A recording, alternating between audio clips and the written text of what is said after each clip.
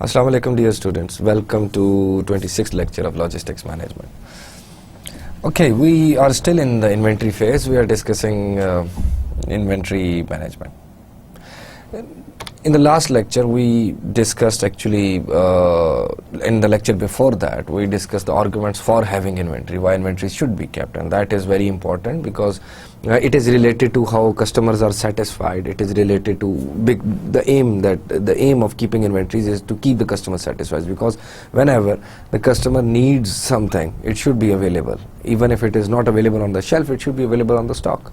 So basically, to meet the urgent demands of the customer, to meet the fluctuations in demand pattern, to ensure the economies of scale in production and transportation, all those aspects justify why a firm should keep inventories.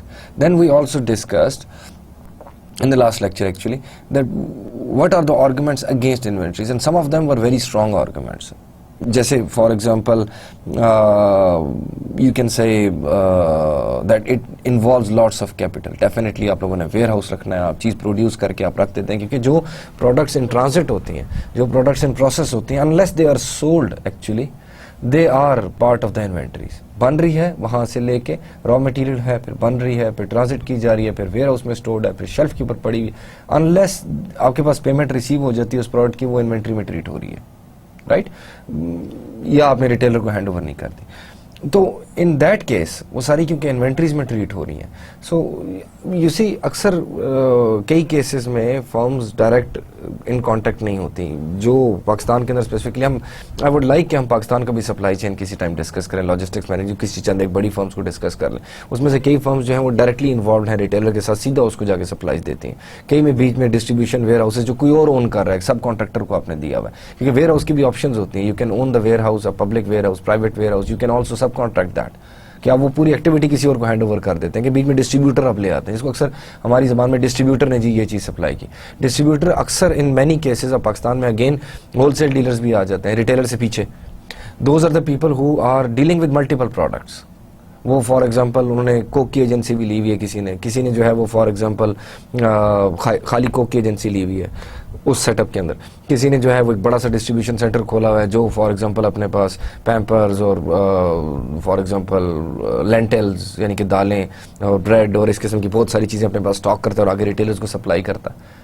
तो different type के mechanisms evolve हो जाते हैं automatically, because there are business opportunities. जिनके पास business opportunity के लिए run करने के लिए कैपिटल मौजूद है, they would do that. Still तो इन्वेंट्री रखने की अगर फर्म इन्वेंट्री मैनेज करती है, but that does not mean again कि फर्म इन्वेंट्री अपनी नहीं रखेगी, क्योंकि उस डिस्ट्रीब्यूटर को भी सप्लाई, अगर बीच में कोई फॉर एग्जांपल एक थर्ड पार्टी इन्वॉल्व है, एक बीच में इंटरमीडिएट इन्वॉल्व है जो आपकी प्रोडक्ट आगे कस्टमर या आगे रिटेलर को सप्लाई करता है, so that would not mean कि जी आप इन्वेंट्री ना रखें.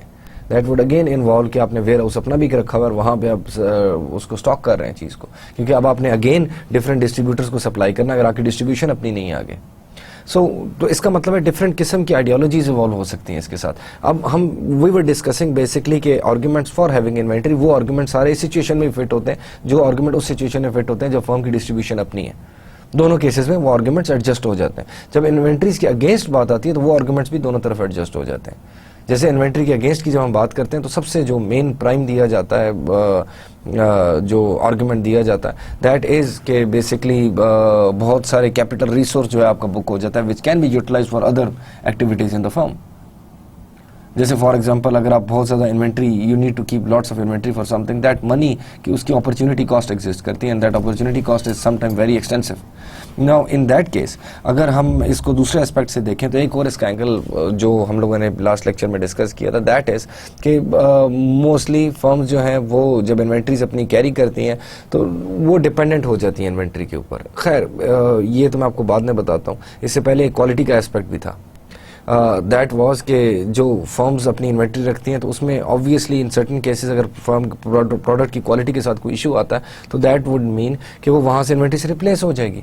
तो फिर वो जो क्वालिटी का इशू है वो इतना ज़्यादा रेज नहीं होगा, तो फिर वो इसका मतलब है बहुत सारे मास्क कर देती है quality problems in the product. ये एग्जैक्ट स्टेटमेंट थी उसकी. Then the third one is जो मैं अभी आपको बता रहा था और बीच में रुक गया, that is because it is related to one of the points in this slide. इस वजह से मैंने कहा कि आपको लास्ट में बताता हूँ. दैट इज़ बेसिकली कि जब फर्म्स इन्वेंट्री मैनेजमेंट की तरफ चली जाती हैं तो जो उसकी मैनेजमेंट है उसका फोकस प्लानिंग और ऑर्गेनाइजिंग एक्टिविटीज़ से थोड़ा पीछे हो जाते हैं, क्योंकि अगर फॉर एग्जांपल आपने इन्वेंट्री नहीं रखनी तो आपकी प्रोडक्शन स्केजुलिंग, आपकी डिलीवरीज, आपकी ट्रांसपोर्टेशन, सारे मैकेनिज्म्स को बहुत ज़्यादा कोऑर्डिनेटेड होना पड़ता है, so that raw material either from that side और फ्रॉम द आउटपुट साइड के प्रोडक्ट जो है वो अवेलेबल हो वेयर इट इज़ रिक्वायर्ड, चाहे वो कस्टमर डिमांड कर रहा है और या वो फॉर एग्जांपल प्रोडक्शन सेटअप को उसका रॉ मटेरियल चाहिए.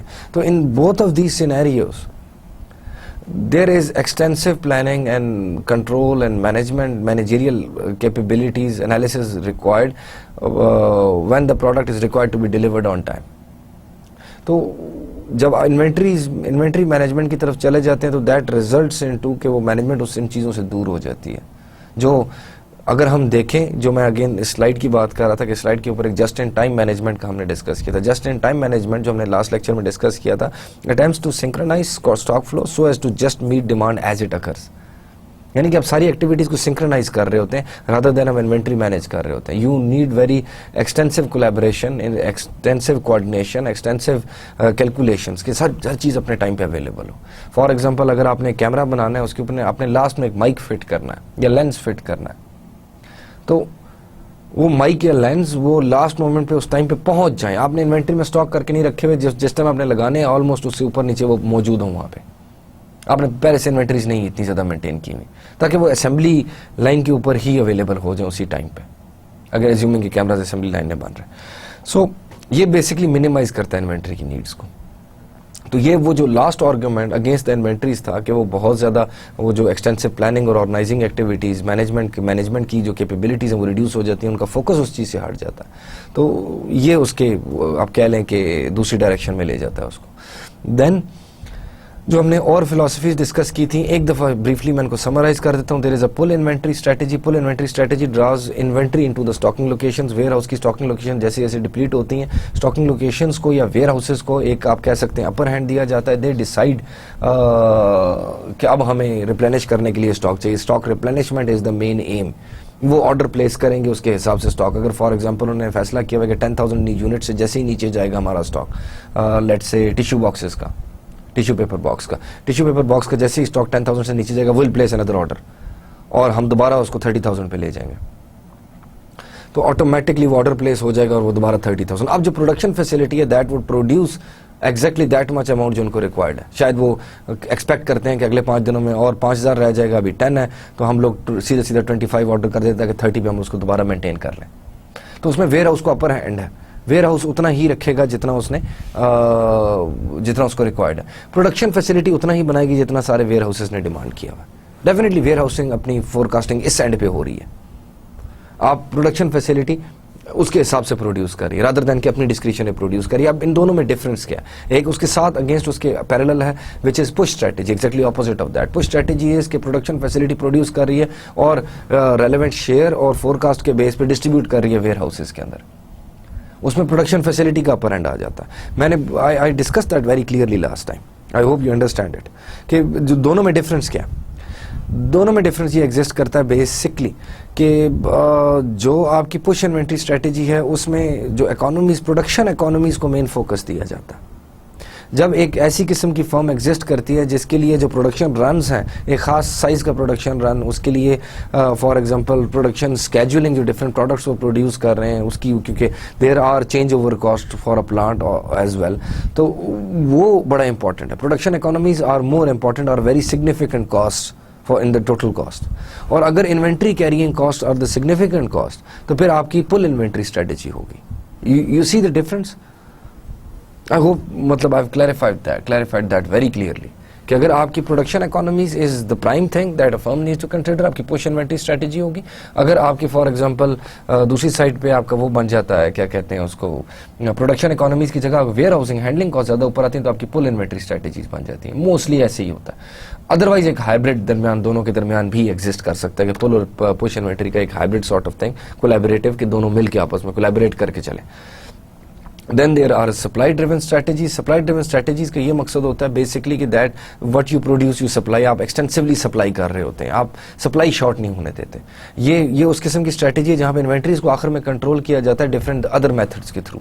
अगर आपने इन्वेंट्रीज आपकी ज्यादा हो रही है और आपने रिड्यूस करनी है, इसमें हमने एक स्टार किस सॉर्ट ऑफ एक ट्यूना पैकिंग कंपनी की भी बात की थी, बहुत पहले पिछले किसी लेक्चर में एग्जाम्पल दी थी उसकी हमने, और उसमें यह था कि उन्होंने फैसला किया था कि हम जितनी टूना फिश पैक कर सकते हैं हम पैक करके सप्लाई करेंगे, एक्सटेंसिवली पैक करके सप्लाई करेंगे। That was a supply driven strategy कि हम फॉर एग्जांपल उस रीजन के या उस एरिया के या उस मार्केट के सबसे बड़े टूना फिश पैकिंग कंपनी बन जाएंगे। तो वो tuna fish they used to catch tuna fish, उनकी अपनी फ्लीट थी, वो कैच करते थे, उनको पैक करते थे और मार्केट में डिस्ट्रीब्यूट किए जाते थे।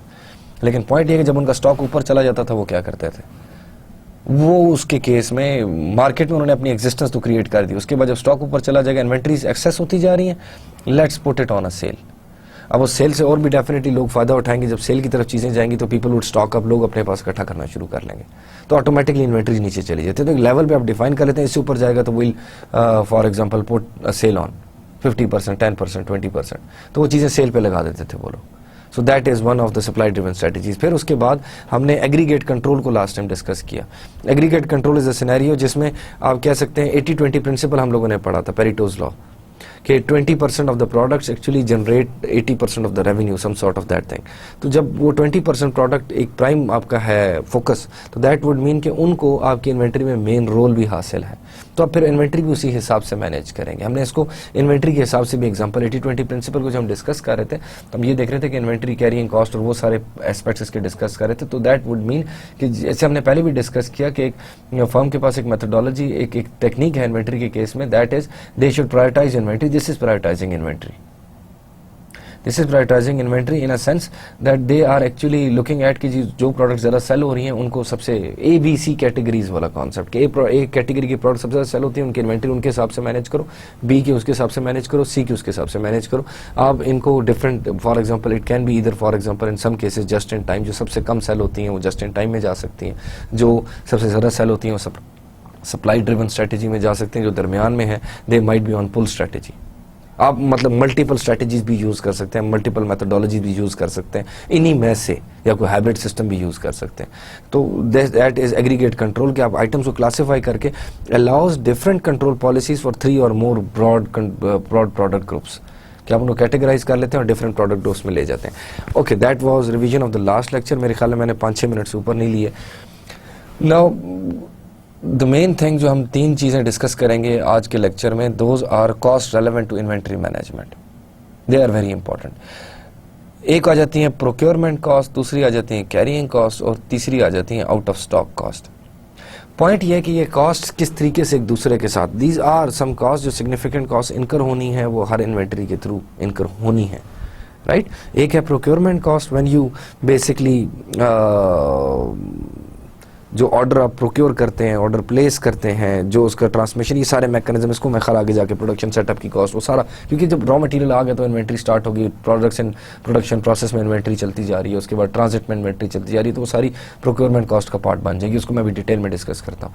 तो second one is for example carrying cost. अब जब बन गई उसके बाद आपने वेयर हाउस में स्टोर करना है, फिनिश्ड गुड है, देन दैट वुड ऑल्सो इनकर अ कॉस्ट। फिर आ जाती है आउट ऑफ स्टॉक कॉस्ट, और वो sorry that is out of stock cost कि आपकी प्रोडक्ट जो है वो आउट ऑफ स्टॉक हो जाती है जब, तो लॉस सेल्स के सेंस में भी कॉस्ट आपको इनकर करनी पड़ती है। तो आप इनमें से कुछ भी एक्सटेंसिवली इनकर नहीं कर सकते, you need to balance between them. हमने वो टोटल कॉस्ट कॉन्सेप्ट पढ़ा था सप्लाई चेन मैनेजमेंट के ही एस्पेक्ट से, कि आपने बहुत सारी कॉस्ट को आपने ट्रेड ऑफ्स में एग्जिस्ट करते हैं उनके। तो when there are trade offs between the cost, then you need to necessarily, आप कह सकते हैं कि कंडक्ट अ प्रॉपर एनालिसिस कि आपकी कॉस्ट मिनिमाइज किस जगह पे होती है। तो लेट अस डिस्कस, अभी हम step by step procurement cost, carrying cost और आउट ऑफ स्टॉक कॉस्ट को डिस्कस करते हैं। Then what we would do is कि हम लोग इनका वो एक ग्राफिकल एनालिसिस भी देख लेते हैं कि हम किस तरीके से, जो ट्रेड ऑफ की मैं बात कर रहा हूँ, वो किस तरीके से ऑपरेट करता है, ट्रेड ऑफ किस तरीके से एग्जिस्ट करता है। The first one is procurement cost, a significant economic force that determines the reorder quantities. जब हम इन्वेंट्रीज की बात कर रहे होते हैं तो इन्वेंट्री मैनेज हो रही है, जब इन्वेंट्री मैनेज हो रही है दैट वुड मीन कि आपका ऑर्डर फॉर एग्जांपल नीचे जा रहा है, जैसे आपका स्टॉक नीचे जा रहा है, यू वुड री ऑर्डर फॉर दैट। अब वो जो वेयर हाउस है वो चाहे पुल स्ट्रेटेजी है, चाहे push strategy, what ever the scenario would be, just in time strategy, जैसे भी इन एनी केस इन्वेंट्रीज के अंदर स्टॉक्स नीचे जाएंगे तो वो री ऑर्डर प्लेस करेंगे प्रोडक्शन फैसिलिटी को। When they place that order to the production facility, that would mean कि ये कॉस्ट इनकर होंगी। अब ये कौन सी कॉस्ट है? Cost of preparing the order. सबसे पहले ऑर्डर की प्रिपरेशन की कॉस्ट, कैलकुलेशंस और वो सारी कि आप जी कैलकुलेट कर रहे हैं कि कितना स्टॉक पड़ा हुआ है, नंबर 1 सबसे सिग्निफिकेंट कॉस्ट उसकी, क्योंकि मैन आवर्स लगते हैं। हम जब भी किसी कॉस्ट को कैलकुलेट करते हैं तो उसमें ह्यूमन रिसोर्स को इंगेज करना पड़ता है, आईटी सर्विसेज को इंगेज करना पड़ता है, सारी चीज़ें इंगेज होती हैं तो आपकी कॉस्ट इनकर होती हैं। क्योंकि जो आप वेजेस एंड सैलरीज पे कर रहे हैं those would be in for example man hours आप कह सकते हैं उसको। So cost of preparing the order सबसे एक इंपॉर्टेंट कॉस्ट है। Cost of preparing the order क्या है कि आप रिकॉर्ड मेंटेन कर रहे हैं नंबर 1 कि कितना आपका जो है वो इन्वेंट्री इस वक्त किस पोजीशन के ऊपर है, कितनी रह गई है, कितना आपने ऑर्डर प्लेस करना है, कितना रिक्वायर्ड है, कितना मंगवाया जाए। फोरकास्टिंग इसके अंदर इन्वॉल्व हो सकती है। फोरकास्टिंग के आगे फॉर एग्जांपल आप आज ऑर्डर प्लेस करते हैं, ऑर्डर महीने बाद आता है जाके या हफ्ते बाद आता है, दैट वुड मीन कि उस हफ्ते के अंदर भी तो सेल्स होनी है। दैट वुड मीन कि आपने अगर फॉर एग्जांपल जैसे मैं आपको पहले ही बता रहा था कि मैंने आपको टिश्यू बॉक्सेस की एग्जांपल दी थी कि if there is for example आप कह लें कि 30,000 का आपने स्टॉक मेंटेन करना है। अगर आपने 30,000 का स्टॉक मेंटेन करना है तो अभी आप फैसला करते हैं कि हर 10,000 के तक पहुंचने तक मैं ऑर्डर प्लेस कर दूंगा। सो ईदर आप जाके लेट्स एज्यूम कि आप 12,000 पे ऑर्डर प्लेस कर देंगे, क्योंकि जब तक वो ऑर्डर डिपेंड करता है कि ऑर्डर टाइम और आपकी सेल्स कितनी है, जो ऑर्डर डिलीवरी टाइम और आपकी सेल्स कितनी, दोनों पे डिपेंड करता है। फॉर एग्जांपल ऐसे सिनेरियो बन जाता है कि आप 12,000 पे ऑर्डर प्लेस करें, हफ्ते बाद डिलीवर होगा तो उसका ऑटोमेटिकली आपका स्टॉक 10,000 तक आ चुका हो। क्योंकि अगर आप फॉर एग्जाम्पल इस चीज़ को फोरकास्ट नहीं करेंगे तो आपकी कॉस्ट इनकर होंगी। तो यू अंडरस्टैंड कि कॉस्ट किस तरीके से इनकर होंगी। Another important part of this whole scenario, क्योंकि हमने कहा था फोरकास्टिंग की हमेशा कॉस्ट इनकर करती हैं, वही कॉस्ट यहाँ पे इनकर करेंगी मिस फोरकास्ट करने की। अगर आपने ओवर फोरकास्ट कर दिया, आपने अंडर फोरकास्ट कर दिया, उसी कॉस्ट इनकर होंगी। कैसे इनकर होंगी? अगर आप फॉर एग्जांपल 12,000 पे ऑर्डर जाके प्लेस करते हैं और आप एक्सपेक्ट ये करते हैं कि टोटल आपने 30,000 मेंटेन करने हैं, आप 12,000 पे ऑर्डर जाके प्लेस करते हैं, आप एक्सपेक्ट ये करते हैं कि एक हफ्ते बाद मेरे पास 10,000 होंगे, जो 20,000 का स्टॉक आएगा वो मिला के 30,000 हो जाएगा, लेकिन नहीं सेल होती। आपका फॉर एग्जांपल 12,000 से 11,000 पे आता है हफ्ते में, तो अब आपके पास इन्वेंट्री कितनी होगी? 31,000।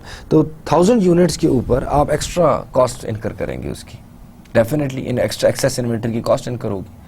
लेट्स से आप अंडर स्टॉक कर देते हैं उसको, आप 12,000 पे ऑर्डर प्लेस करते हैं, आप एक्सपेक्ट ये करते हैं कि एक हफ्ते बाद जो है जो आपका ऑर्डर आएगा तो 10,000 पे होंगे, लेकिन नहीं होते।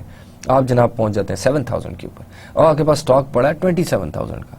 तो अगेन क्योंकि आपने दोबारा ऑर्डर प्लेस करना है तो आपकी वो अगेन कैलकुलेशन और ये ऑर्डरिंग कॉस्ट, ये सारी आपकी कह सकते हैं प्रोक्योरमेंट कॉस्ट भी इनकर होगी ऑन वन एंड। सेकेंडली आपकी ट्रांसपोर्टेशन कॉस्ट भी इनकर होगी। डेफिनेटली आपको एक अगेन जो ऑर्डर थोड़ा सा लेट प्लेस करना था वो आज आप प्लेस करेंगे, that would result into transportation of those items. और अगर for example there is an emergent demand कि अचानक निकली है तो दैट वुड मीन कि आपको एक्स्ट्रा ट्रांसपोर्टेशन कॉस्ट उसके अंदर इन्वॉल्व है ही है। कॉस्ट ऑफ ऑर्डर ट्रांसमिशन के ऑर्डर जो मतलब ट्रांसमिट करना, एडमिनिस्ट्रेटिवली हैंडल करने की कॉस्ट, उसकी जो ऑफिस की सारी फॉर्मेलिटीज एग्जिस्ट करती हैं जब ऑर्डर प्लेस किया जाएगा, और वो फिर cost of production setup if appropriate certain cases के अंदर, क्योंकि ये दोनों कॉस्ट तो ऊपर वाली तो इनकर होनी ही होनी है जब इन्वेंट्रीज मैनेज की जा रही हैं। तो फिर प्रोडक्शन सेटअप की कॉस्ट इनकर होती है। मैंने आपको बताया कुछ प्रोडक्ट्स जो हैं वो एक for example it might be possible कि एक ही प्लांट के थ्रू एक फर्म जो है वो 2 डिफरेंट प्रोडक्ट्स बना रही है। जैसे फॉर एग्जांपल अगर हम कह लें कि पैंटीन और हेड एंड शोल्डर्स दोनों प्रॉक्टर एंड गैम्बल की प्रोडक्ट्स हैं, they might have different plants for both of them, but what if they have a similar plant, a same plant for both of them? By the way, it is same plant, I guess. So अगर same plant के case में आ जाते हैं तो that would simply mean कि जब वो Pantene का एक स्टॉक बना चुकेंगे, वो बैच कंप्लीट हो जाएगा, उसके बाद हेड एंड शोल्डर्स की तरफ जाएंगे। तो अब अगर फॉर एग्जांपल वो नेक्स्ट टाइम आप इतना लेट हो गए कि head and shoulders already assembly line के अंदर आ गए, तो नो डाउट आप इन्वेंट्रीज मेंटेन ही इसलिए कर रहे हैं। लेकिन जब फॉर एग्जांपल दूसरा शैम्पू उसके असेंबली लाइन के अंदर आ चुका है तो उसको आप दरमियान में रोक के कन्वर्ट नहीं कर सकते be due to the concept of production economies. क्योंकि जब प्रोडक्शन रन एक स्टार्ट हो जाता है तो उसको स्टॉप करके दूसरे प्रोडक्ट को रन करने के लिए कॉस्ट इनकर होंगी। एक तो ये वाली कॉस्ट है प्रोडक्शन सेटअप की कि जब आप फॉर एग्जांपल आप कह सकते हैं कि आप स्विच करवाना चाहते हैं प्रोडक्शन रन को, जब एक प्रोडक्शन रन चल रहा है उसकी खास कॉस्ट इनकर होंगी, जब फॉर एग्जांपल आप उसको स्विच करवाते हैं तो उसकी और कॉस्ट इनकर होंगी, जब दरमियान में बैच रुकेंगे तो आपकी प्रोडक्शन इकोनॉमीज के सेंस में उसकी कॉस्ट लो होगी, क्योंकि एक ऑप्टिमल प्रोडक्शन रन है जो मिनिमल कॉस्ट उसकी प्रोडक्शन की इनकर करता है। अगर उसको आप ब्रेक करेंगे तो ऑब्वियसली कॉस्ट ज़्यादा आएगी। फिर उसके अलावा अगेन अगर आप फॉर एग्जांपल बैचेस में ही हैं, वहाँ पे नहीं एरर आया आपका, लेकिन स्टिल एक प्रोडक्शन सेटअप से दूसरे में कन्वर्ट करते हुए, because specifically in case of certain chemicals आपको वो मिक्सिंग ना हो जाए दोनों आइटम्स की, या आप कह सकते हैं कि कुछ ना कुछ आपको चेंजेस अरेंजमेंट्स केमिकल्स की नई फिल करना और इस तरह की जो सेटअप कॉस्ट हैं वो भी इनकर होंगी। अगर आप जैसे फॉर एग्जांपल सिंपल एक प्रिंटिंग प्रेस की बात कर लेते हैं, तो प्रिंटिंग प्रेस का पूरा सेटअप होता है। कभी आप शादी के कार्ड बनवाने जाएं तो यू वुड अंडरस्टैंड दैट। वो कहते हैं जी हमने नंबर 1 वो बताते हैं कि जी इस नंबर से नीचे का कार्ड होगा तो एक्सपेंसिव होगा। ये आपकी वो इकोनॉमीज वो वाली बात आ जाती है बीच में, प्रोडक्शन इकोनॉमीज ऑफ स्केल की, कि वो एक खास amount of number of card जो प्रिंट करता है वो बताता है कि इतने कार्ड्स पे इतनी मेरी कॉस्ट इनकर होनी है। अब अगर इतनी मेरी कॉस्ट इनकर होनी है तो वो बताता है कि इससे अगर आप थोड़े कार्ड बनवाएंगे, फॉर एग्जांपल वो कहता है 500 पे मैं ये रेट चार्ज करूंगा, आप कहते हैं नहीं जी मुझे 100 बना दो, तो वो 100 पे आपको बताता है नहीं मैं उससे ज़्यादा रेट, फॉर एग्जांपल अगर 500 जो है वो आप कह सकते हैं 5 रुपीज़ पर कार्ड बना के दे रहा है आपको, लेकिन आप कहते हैं मुझे 100 बना दो, तो वो आपको 10 रुपीज़ पर card, it might be possible, वो that can be a scenario. एक तो इकोनॉमीज ऑफ स्केल का कॉन्सेप्ट है। दूसरा ये कि जब वो एक कार्ड वगैरह या कोई चीज़ वो प्रिंट कर रहा है और वो सेटअप के अंदर लग जाती है, तो जब तक वो कंप्लीट नहीं होगी वो उसको चेंज नहीं कर सकता, क्योंकि उसकी प्लेट्स बनी हुई होती हैं, डिज़ाइंस होते हैं, इंक होती है डिफरेंट टाइप की, कैलिब्रेशन होती है different paper different types of papers के हिसाब से। तो उसके बाद तो असेंबलिंग वो जो वर्कर्स बैठ के कर रहे हैं वो तो अपनी जगह, और उसमें भी स्पेशलाइजेशन आ जाती है, जो वो बड़े तेज तेज एक चीज़ के ऊपर काम करते जाते हैं तो उनकी स्पीड बढ़ती जाती है। लेकिन दैट इज़ अगर हम उसको इग्नोर भी कर देते हैं थोड़ी देर के लिए, तो बजाते खुद जो मशीनरी एंड इक्विपमेंट उसके अंदर यूज़ हो रही है उसकी सेटअप कॉस्ट हैं, तो वो setup cost of production setup if appropriate ये लिखा हुआ है, सर्टन केसेस में होगी सर्टन केसेस में नहीं होगी। कॉस्ट ऑफ मटेरियल हैंडलिंग और processing at the receiving dock, यानी कि जब भी आपने जैसे for example certain types of materials हैं जो यूज़ होते हैं, जैसे सर्टन टाइप्स ऑफ केमिकल्स हैं, या जो हम लोगों ने पढ़ा था कि डिफरेंट प्रोडक्ट्स की डिफरेंट डायमेंशंस एग्जिस्ट करती हैं, डिफरेंट प्रोडक्ट्स डिफरेंट कैटेगरीज में आती हैं। कुछ केमिकल्स हैं वो हैजर्डस होते हैं, कुछ प्रोडक्ट्स दूसरी प्रोडक्ट्स को डैमेज करने का रिस्क होता है, तो वो डेफिनेटली अगर इस किस्म की प्रोडक्ट्स हैं तो there is very specific type of handling आप इन्वॉल्व है उसके अंदर, तो डेफिनेटली उसकी कॉस्ट इनकर होगी। फिर वो उसको आप एक जगह से दूसरी जगह ट्रांसपोर्ट करेंगे, उसकी कॉस्ट इनकर होगी। फिर उसके अलावा जैसे फॉर एग्जांपल ग्लास है, तो डेफिनेटली अगर आपने ग्लास एक जगह से दूसरी जगह शिप करना है, वो आपके प्रोडक्शन के लिए रिक्वायर्ड है, तो फिर उस ग्लास की मटेरियल हैंडलिंग अलग हो जाएगी। तो इसका मतलब है कि कुछ मटेरियल बहुत फ्रेजाइल होते हैं, कुछ मटेरियल बहुत ज़्यादा वो केमिकल्स के हिसाब से आप कह सकते हैं कि बहुत ज़्यादा वो होते हैं, क्योंकि उनकी बड़ी स्पेसिफिक पैकेजिंग रिक्वायरमेंट्स होती हैं, हैंडलिंग रिक्वायरमेंट्स होती हैं, वो हैजर्डस होते हैं, हेल्थ के लिए हो सकते हैं, दूसरी आसपास अपनी प्रोडक्ट्स के लिए हैजर्डस हो सकते हैं। जब फिर सेकेंडली आप ये देख लें कि कुछ मटेरियल जो हैं वो आप कह सकते हैं डेप्रिशिएटेबल हो जाते हैं, या आप कह सकते हैं कि एक्सपायरी डेट्स होती हैं उनके ऊपर। सो ऑल दोज मटेरियल्स जो इस किस्म के होते हैं उनकी कॉस्ट इनकर होती है उनको हैंडलिंग की। उसके अलावा अगर आप खाली कार्टन्स भी या बॉक्सेस भी ट्रांसपोर्ट करने लगें तो दैट इज़ इवन उसकी भी कॉस्ट इनकर होनी, कि अगेन लेबर इन्वॉल्व है उसके अंदर, तो जो उसकी वो लोडिंग अनलोडिंग और वो सारी कॉस्ट हैं वो प्रोक्योरमेंट के साथ इनकर हो जाती हैं। तो इसका मतलब है जब, और again price of the goods, कि जो प्राइसेस उनके ऊपर टैग्स लगे हुए हैं सारी चीज़ें, चाहे वो रॉ मटेरियल है चाहे वो आपकी फिनिश्ड गुड है, that is part of the procurement cost, क्योंकि जब तक वो सेल आउट नहीं होगी अप टिल दैट टाइम वो कॉस्ट तो इनकर है, वो आपके पास रेवेन्यू नहीं आ रहा उसका, आपकी कॉस्ट ही है वो। तो दैट वुड सिंपली मीन कि ये सारी वो कॉस्ट हैं, जब भी एक वेयर हाउस एक ऑर्डर प्लेस करेगा एक प्रोडक्शन फैसिलिटी को, तो ये वो सारी कॉस्ट हैं जो इनकर होनी ही होनी है। Then after these procurement costs, जो एक significant economic force है that determine the reorder quantities, ये जो ऊपर वाली स्टेटमेंट लिखी है, अब हम इस स्टेटमेंट को थोड़ा आसानी से समझ सकते हैं, क्योंकि अब ये एस्पेक्ट देखें, because I was talking about the production run production facility, तो बैचेस में प्रोडक्ट्स प्रोड्यूस की जाती हैं, खास तौर पे उस किस्म के सेटअप्स में when a single plant is producing multiple products, जो पूरी प्रोडक्शन फैसिलिटी है वहाँ से मल्टीपल टाइप की डिफरेंट ब्रांड्स निकल रही हैं, या ब्रांड्स के अंदर डिफरेंट वेराइटीज़ निकल रही हैं, डिफरेंट फ्लेवर्स निकल रहे हैं। हमने वो शुरू में डिस्कस किया था कि प्रोडक्ट इधर स्टैंडर्डाइज होती है या उसके अंदर छोटी छोटी वेराइटीज़ एग्जिस्ट करती हैं, प्रोडक्ट क्लासिफिकेशन के अंदर हमने डिस्कस किया था। जैसे है तो शैम्पू ही, लेकिन उसकी एंटी डैंड्रफ शैम्पू भी है, for example anti hair fall shampoo है, उसके अंदर छोटी छोटी वेराइटीज एग्जिस्ट कर रही हैं। अब वो shampoo the main purpose is cleaning your hair, लेकिन उसके अंदर इतनी वेराइटीज एग्जिस्ट करती हैं। जैसे फॉर एग्जांपल लक्स का सोप अगर आप उठा लें तो उसके अंदर देयर आर डिफरेंट फ्रेगनेंसेस। तो इसका मतलब है कि इस तरह की वेराइटीज़ भी आपके डिफरेंट प्रोडक्शन सेटअप्स को अफेक्ट करती हैं। अगर एक ही प्रोडक्शन फैसिलिटी, अब ये तो ना मतलब इट इज़ नॉट पॉसिबल कि लक्स वाले जो हैं वो एक पूरा प्लांट जो है वो इस हनी एंड सो के लिए लगा दें, दूसरा plant for example rose and jasmine के लिए लगा लें, तीसरा plant, it is not possible. बहुत ज़्यादा कॉस्ट इनकर होती है और ना उनकी अपनी टोटल लक्स सोप की मार्केट हो, लेकिन उसके इंडिविजुअल की इतनी बड़ी मार्केट नहीं है कि इकोनॉमीज ऑफ स्केल इंश्योर कर सकें। तो वो जो एक प्लांट है that is going to produce all these. तो इसका मतलब ये है कि जो एक प्रोक्योरमेंट कॉस्ट है, यानी कि प्रोडक्शन से जो procurement from the perspective of warehouse, कि वेयर हाउस जो है वो मंगा रहा है आपकी प्रोडक्शन फैसिलिटी से, और डेफिनेटली उसकी आगे प्रोडक्शन फैसिलिटी कॉस्ट वो भी सारी इसके अंदर शामिल है। नाउ द पॉइंट इज कि जो ऑर्डर क्वांटिटी है कि कितना रीऑर्डर किया जाएगा, वो इन चीज़ों के ऊपर डिपेंडेंट है, वो इन चीज़ों से इफेक्ट हो रहा है, रादर हम ऐसे कह सकते हैं। तो ये जो आपकी रीऑर्डर क्वांटिटी है वो इन चीज़ों पे डिपेंड कर रहा है। इसका मतलब ये है कि ये चीज़ें वो सिग्निफिकेंट फोर्सेस हैं जो इसको भी रीऑर्डर क्वांटिटी को भी इफेक्ट कर रहे हैं, क्योंकि एक प्रोडक्ट की टाइप पे भी डिपेंडेंट है कि किस किस्म की प्रोडक्ट है, किस तरीके से कितनी क्वांटिटी के बैचेस में प्रोड्यूस की जा सकती है, ठीक है।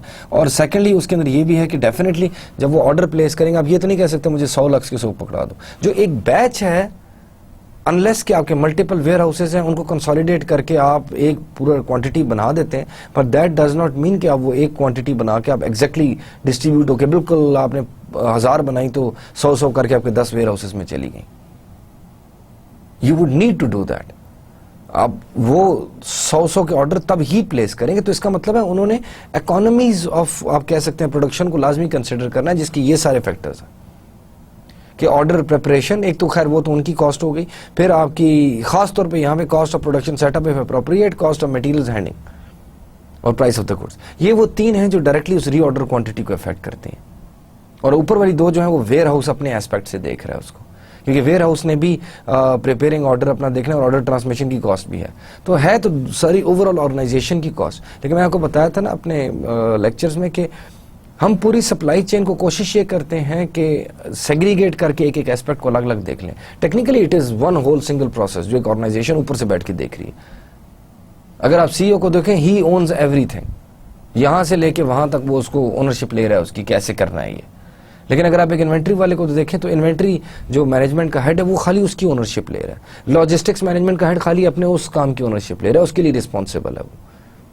तो वो है पूरी ऑर्गेनाइजेशन का प्रोसेस, लेकिन हम इसको पढ़ाते भी ऐसे ही कि सेग्रीगेट करके देख सकें। बहुत ज़्यादा इंटरलिंक्ड और आपस में चीज़ें हैं सारी, but we try to look at them independently ताकि हम उसको बड़े क्लियरली डिस्कस कर सकें। Now the second type of cost जो मैं डिस्कस करता that is carrying cost, because once the inventory is over there in the warehouse, in the setup, जो आपका स्टॉक कर दिया आपने, तो उसको अपने पास रखने की कॉस्ट इनकर होती है। एक तो सीधा ओवर टाइम जो आपने इन्वेंट्री कैरिंग कॉस्ट है वो इनकर होती है। देखें, आपने वेयर हाउस का रेंट देना, चाहे वो पब्लिक वेयर हाउस है, नंबर 1 रेंट पे आपने रखा हुआ है। फिर आप वेयर हाउस ओन करते हैं। हम लोग ओनरशिप में लाजमी इस चीज़ समझ लेते हैं कि वो बस ओन किया हुआ तो बस ठीक है, अपना ही है, जितना मर्जी रख दो, लेकिन उसकी अपॉर्चुनिटी कॉस्ट एक इनकर करनी पड़ती है। हम लोग इकोनॉमिक्स में काफ़ी ज़्यादा उसकी अपॉर्चुनिटी कॉस्ट को काफ़ी डिटेल में स्टडी करते हैं चीज़ों की। अपॉर्चुनिटी कॉस्ट क्या है कि जब आप कोई चीज़ खरीदते हैं, कोई चीज़ रख लेते हैं, कुछ आप फॉर एग्जांपल आपने एक चीज़ आइटम परचेज किया, उसकी अपॉर्चुनिटी कॉस्ट क्या है कि उन पैसों से आप और क्या परचेज कर सकते थे। इसी तरह अगर आपने वेयर हाउस एक रखा हुआ है तो वेयर हाउस और किन किन फैसिलिटीज़ के लिए यूज़ किया जा सकता है। आप उसको अपने दूसरी चीज़ों के लिए स्टोर करने के लिए रख सकते हैं, आप उस ज़मीन के ऊपर को प्रोडक्शन सेटअप लगा सकते हैं, आप वो वेयर हाउस रेंट आउट कर सकते हैं किसी और को। तो फिर इन सारी कॉस्ट का कंपैरिजन एक्चुअली आपको करना पड़ता है। इकोनॉमिक्स में हम लोग एक एक्सप्लिसिट कॉस्ट देखते हैं, एक इम्प्लिसिट कॉस्ट देखते हैं। एक्सप्लिसिट कॉस्ट तो वही होती है जो में नॉर्मल अकाउंटिंग की कॉस्ट हमारे सामने आ जाती है, लेजर कॉस्ट जिनको कहते हैं। इम्प्लिसिट कॉस्ट इम्प्लाइड कॉस्ट होती हैं। इम्प्लिसिट कॉस्ट वो कॉस्ट होती है कि अगर फॉर एग्जांपल ये मैंने यहाँ पे ना यूज़ किया होता तो इसका मुझे बाहर से कितना रिटर्न मिल रहा होता, खैर ये this debate is about economic profit and normal profit, कभी आप इसको देखिएगा, बड़ा इंटरेस्टिंग कॉन्सेप्ट है।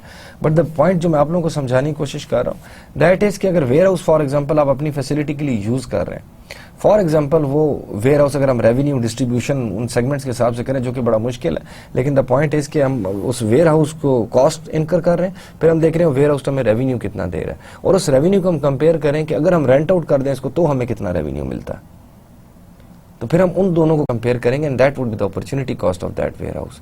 तो इसका मतलब है कि जब आप एक इन्वेंट्री आपने होल्ड की तो उसकी अपॉर्चुनिटी कॉस्ट एग्जिस्ट करती है। फिर उसके अलावा क्योंकि सबसे पहले आपका कुछ फॉर एग्जांपल कैश जो है वो स्टक हो जाती है, because the product is available in the warehouse. If the product is available in the warehouse that would mean that वो आपकी उससे जान उस वक्त छूटेगी जब आपके हाथ में, मेन एम तो प्रोडक्ट सेल करना है ना।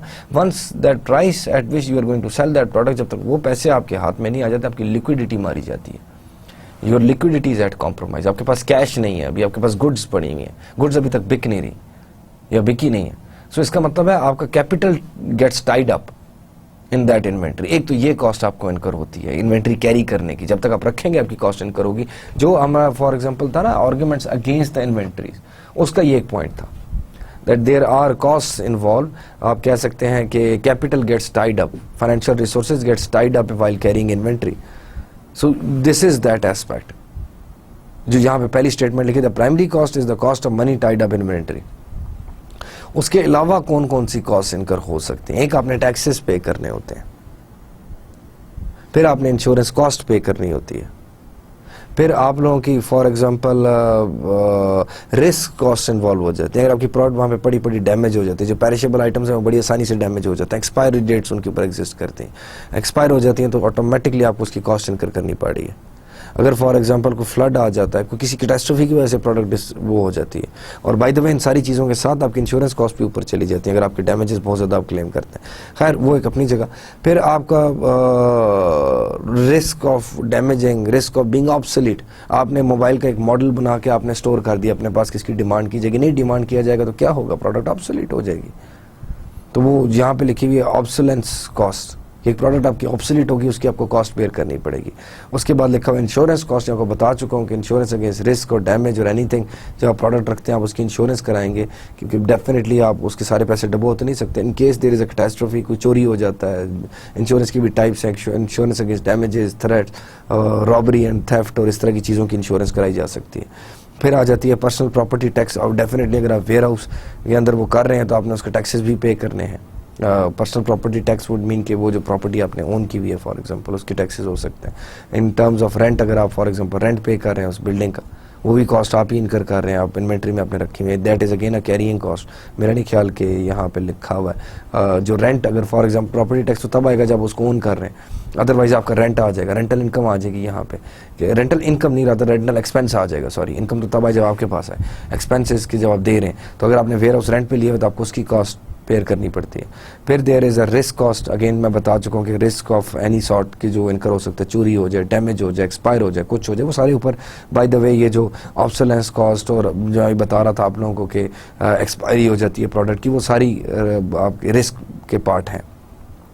Then there is a space cost. Space cost again some sort of an opportunity cost, कि वो स्पेस जो है वो किसी और पर्पस के लिए भी यूज़ किया जा सकता था। अगर एक प्रोडक्ट ने आके एक स्पेस ऑक्यूपाई कर लिया, वो प्रोडक्ट सी है फॉर एग्जांपल, कैटेगरी, अब रिमेंबर मैं अभी शुरू में भी आपको लेक्चर में कैटेगरीज भी बता रहा था कि A B C category. C category वो है जो सबसे कम मांगी जाती है। अगर आपने फॉर एग्जांपल सी कैटेगरी की प्रोडक्ट जो है उसने स्पेस ऑक्यूपाई किया हुआ, लेकिन आपकी ए प्रोडक्ट की कैटेगरी की डिमांड आ जाती है, ज़्यादा डिमांड, एक्सटेंसिव, आपको ज़्यादा प्रोड्यूस करना पड़ता है, स्पेस तो उसने ऑक्यूपाई की हुई है, तो उसकी कॉस्ट तो इनकर होगी ना in any case.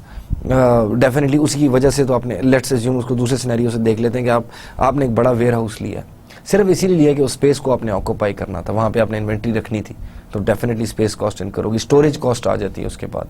Storage cost is the type of cost कि हर प्रोडक्ट के different types of material handling और स्टोरेज का वो है। स्टोरेज का हम आगे जाके भी थोड़ा सा डिस्कस करेंगे। स्टोरेज का एस्पेक्ट किस तरफ देखा जा सकता है कि जैसे फॉर एग्जांपल कोल्ड स्टोरेजेस हो सकते हैं, आइसक्रीम्स को स्टोर करना is different than storing for example bread.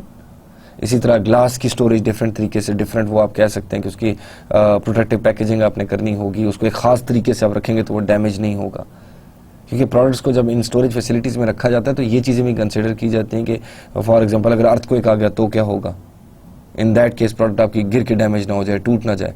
तो इसी तरह जब ग्लास वगैरह को स्टोर किया जाता है, any unforeseen circumstances, any accident might result into damaging the product, जो रिस्क कॉस्ट में आ जाता है। तो इसका मतलब है उन डैमेजेस, उन रिस्क को देखते हुए भी स्टोरेज की जाती है। प्रोडक्ट आज अगर एक्सपायरी डेट वाली है, कोल्ड स्टोरेज में जाना है उसने, for example certain types of fruits आप कह सकते हैं कि उनको एक फ्रेश एयर या ऐसे तरीके से स्टोर करना है कि वो भी एक्सपायर ना हो जल्दी। देयर आर सर्टन केसेस जहाँ पे वो लोग प्रिजर्वेटिव्स, जैसे यू गाइस नो, जब when the milk is being transported from one location to other location, उसे प्रिजर्वेटिव्स डाले जाते हैं। तो वो that is again sort of material handling aspect, लेकिन जब उसको स्टोर भी किया जाता है तो अगेन उसकी कॉस्ट इनकर होती है। तो ये सारी स्टोरेज कॉस्ट के अंदर आ जाएंगी। So we have basically seen two broad categories of cost. एक प्रोक्योरमेंट कॉस्ट हम लोगों ने देखी, जब रीऑर्डर क्वांटिटी, जब इन्वेंट्री से फॉर एग्जांपल प्रोडक्शन फैसिलिटी को ऑर्डर भिजवाया जाता है कि for to produce more so that we can replenish our inventories, there is a cost for that. Whole process की कॉस्ट है, ऑर्डर प्रोसेसिंग कॉस्ट, सारी कॉस्ट आ गई।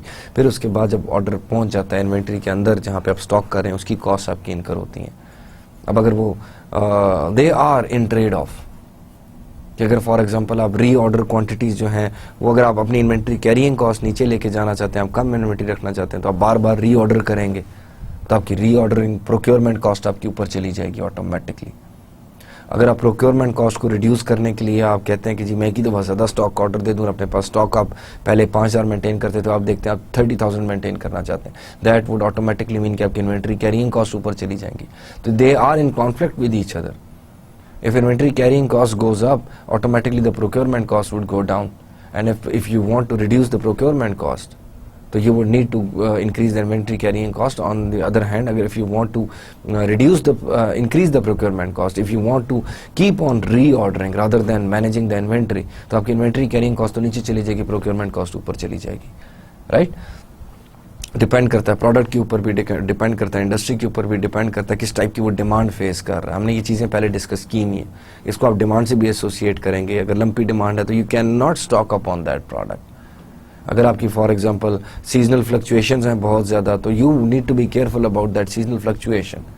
You are not going to stock up on sweaters while it's summer, you need to be careful. फिर again firm की वो जो आप कह सकते हैं उस इन्वेंट्री की फिलोसफी के ऊपर भी डिपेंड करता है, what type of philosophy that they are following. अगर वो फॉर एग्जांपल पुश स्ट्रेटेजी, वो फॉर एग्जांपल आप कह सकते हैं सप्लाई ड्रिवन स्ट्रेटेजी फॉलो कर रहे हैं, तो definitely they are going to supply in excess. वो स्टॉक अप भी करेंगे और एक्सेस सप्लाई भी करेंगे प्रोडक्ट को, डिमांड को फोरकास्ट करने की कोशिश करेंगे, but still they would supply in access, और आखिर में वो सेल्स लगा के उसकी प्रोडक्ट को, जैसे हमने वो स्टार किस की बात की थी कि दैट वो टूना फिश पैकेजिंग कंपनी की बात की थी। तो इसका मतलब है कि वो दे ऑल्सो नीड, वो कंसिडर करते हैं ये कॉस्ट जो इनकर होती हैं, they are based on the type of the product, the strategy of the firm, the strategy that they are following. हमने स्ट्रैटेजीज को भी डिस्कस किया, कैसे स्ट्रैटेजी फॉर्मुलेट की जाती है। तो जब एक फर्म एक स्ट्रैटेजी बना लेती है तो वो स्ट्रैटेजीज ट्रिकल डाउन होती हैं डिफरेंट सेगमेंट्स की तरफ। तो वेयर हाउसेस की अपनी, वो उसके बेस पे अपनी स्ट्रैटेजीज बनाएंगे। जैसे फॉर एग्जांपल हमने डिस्कस किया था कि एक फर्म जिसने ये फैसला किया था in case of photocopying machine, उन्होंने अपनी सप्लाई चेन का सेटअप चेंज कर दिया। What they used to do is that they have, अब मैंने को बताया था ना, सेल्स फोर्स भी आपकी नॉट सर्विस पर्सनल भी आपके आ सकते हैं उसके अंदर, जो कह सकते हैं इन्वेंट्री के अंदर आ जाते हैं unless their services are utilized. तो बहुत सारे उन्होंने वो for example repair and technician type अपने पास हायर किए हुए जो आफ्टर सेल सर्विसेज देते हैं। अब जब उनकी मशीन किसी जगह पे ख़राब होती थी, they used to send them to that place, जो भागते फिरते थे इधर उधर।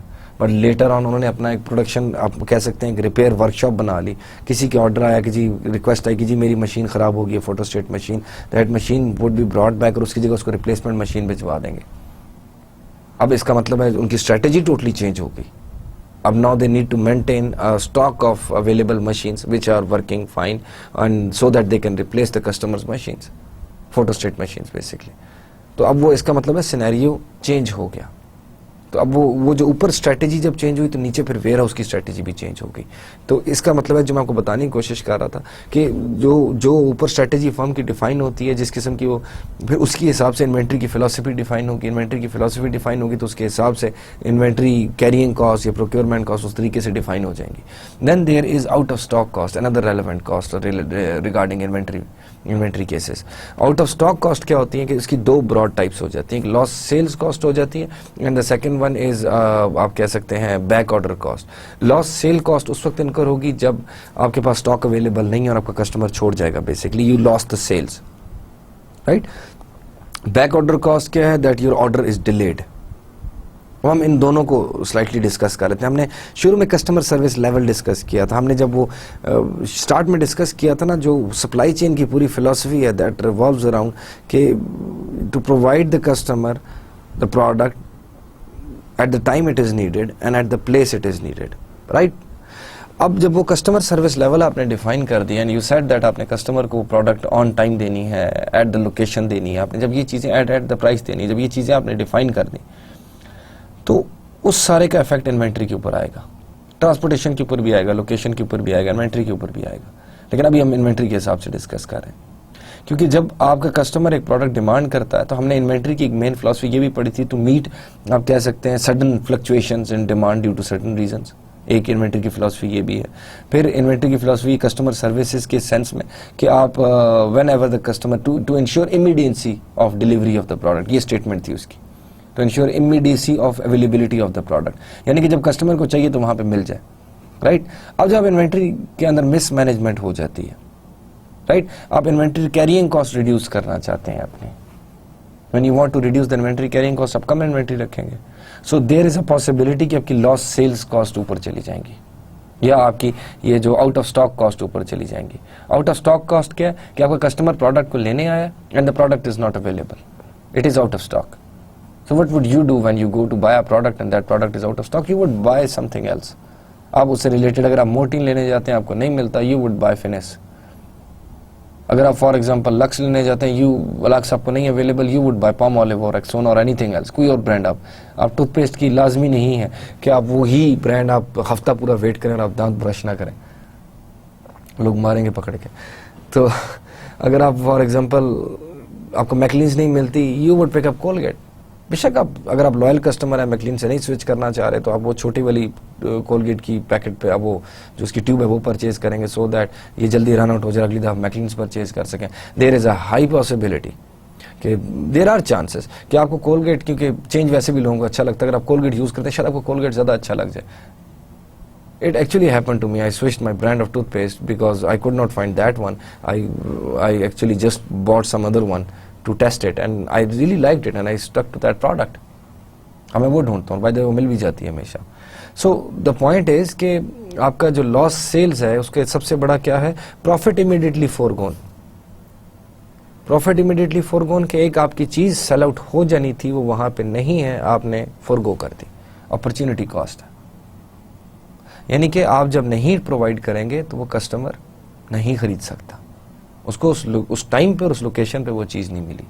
सो for the product to be, it is very, जिस वजह से हम शुरू में हमने सप्लाई चेन की फिलॉसफी, सप्लाई चेन की आइडियोलॉजी और ऑब्जेक्टिव उसका बता दिया था, to make sure that the product is available at the place it is needed and on the time it is needed. तो basically whenever a customer can not find that product over there, that would automatically mean that you forgo a certain amount of profit. So the second aspect of loss sales, that is future profit foregone through loss of goodwill. जैसे मैंने आप लोगों को बताया कि toothpaste change करना might result into customer liking that toothpaste और पक्का पक्का दूसरी प्रोडक्ट का कस्टमर वो कैसे लॉयल कस्टमर बन जाए।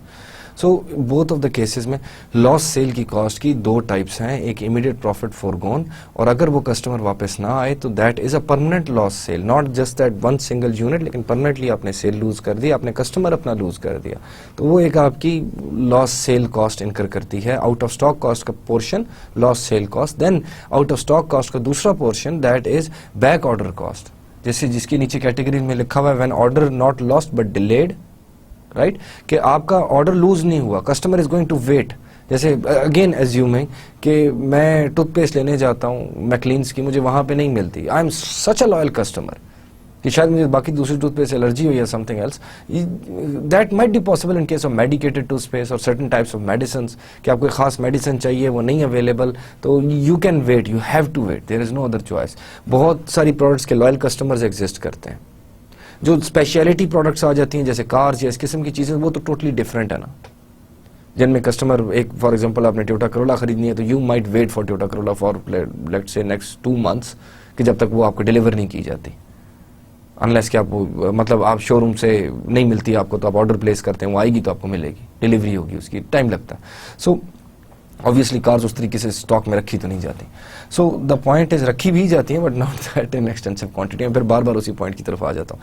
बैक ऑर्डर कॉस्ट में, when order is not lost but delayed, अब मैं कुछ दिनों के बाद जाता हूँ वो दोबारा परचेज करने. एक तो उसकी वैसे भी कॉस्ट इनकर इस सेंस में हो सकती है कि जब मैं, आप कह सकते हैं कि आपने इमीडिएट प्रॉफिट तो अपने फोरगो इसमें भी कर दिया, लेकिन वो प्रॉफिट आपका ज़ाया नहीं हुआ क्योंकि वो खाली डिले हुआ है टाइम के सेंस में. Cost of extra order handling, अब वो प्रोडक्ट क्योंकि नहीं अवेलेबल तो आपको वो ऑर्डर उसका प्लेस करेंगे, वो ऑर्डर हैंडलिंग की पूरी कॉस्ट इनकर होगी उसकी, जो हमने ऑर्डर हैंड. कई किस्म की प्रोडक्ट्स में, जैसे फॉर एग्जांपल बड़ी स्पेशलिटी किस्म की प्रोडक्ट्स के अंदर केसेस में भी ऐसे हो जाता है कि आपके लिए प्रोडक्ट ऑर्डर कर दी जाएगी. अब मैं अगर फॉर एग्जांपल एक खास ब्रांड की टी शर्ट लेने जाता हूँ, एक टी शर्ट लेने जाता हूँ, they are not going to make an extra T shirt for me, खाली कि जी ये खुरम ने परचेज करनी है तो आके इसके लिए बनाओ आप बैठ के.